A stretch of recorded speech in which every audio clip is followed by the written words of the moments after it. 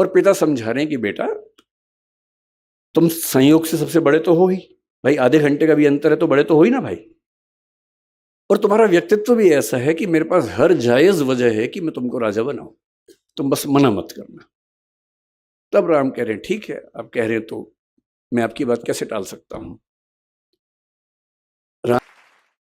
भगवान राम का प्रसंग ये है कि वो भी युवा होने के कगार पर हैं और उनके पिता राजा दशरथ कह रहे हैं कि बेटा मेरी इच्छा है कि अब तुम राजा बनो। राम खुद नहीं कह रहे हैं, दशरथ कह रहे हैं।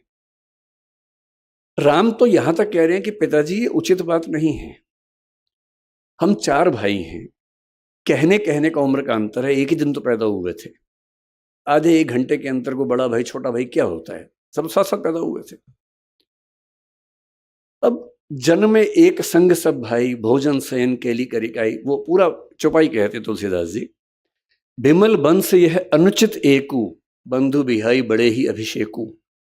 इतने महान वंश में ये उचित बात नहीं है कि अभिषेक सिर्फ मेरा हो रहा है। क्यों भाई, बड़प्पन यही तो है कि जब सत्ता चरणों में रखी हो तब कोई कहे कि मुझे क्यों, मैं क्यों राजा बनूं।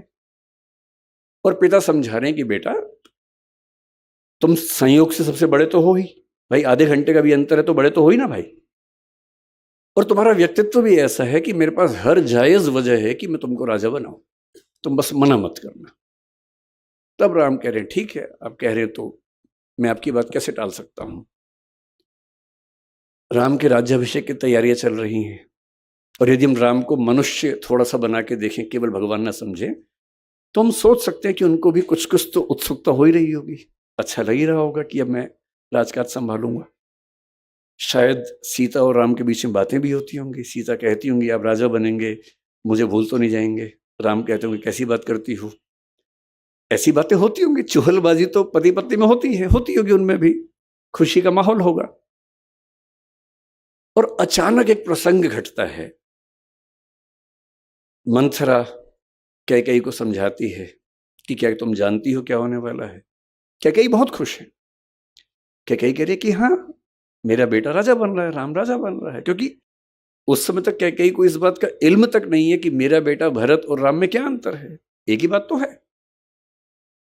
और तब मंथरा अपनी बुद्धि से कह रही है, कौन रिप हो हम ही कहानी, चेरी छाणी नहीं हो रानी। कोई भी राजा बने मुझे क्या नुकसान है, मैं तो नौकरानी हूं, रानी थोड़ा ना बन जाऊंगी। पर तुम्हें फर्क पड़ेगा, तुम्हारा बेटा राजा नहीं बन रहा है, कौशल्या का बेटा बन रहा है। और फिर जैसा होता है जिसको हम कहते हैं भड़काना, वो सब चीजें हुई। कैकेयी की बुद्धि फिर गई, ऐसा कह सकते हैं। उनको 2 वरदान याद आए अपने, उन्होंने अपने पति से वरदान मांग लिए।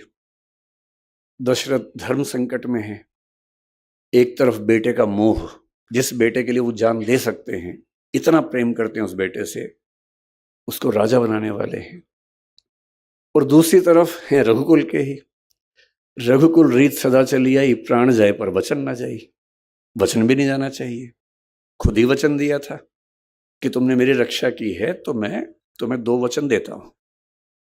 अब रघुकुल का राजा अपना वचन तोड़ दे तो ये उसके कैरेक्टर के खिलाफ है, चरित्र के खिलाफ है। बेटे को कहा है कि तुम राजा बनोगे, उससे कैसे पीछे हटे। और दशरथ इतने दुख में है, अंत में अपने बेटे से कहते हैं कि ऐसा हुआ।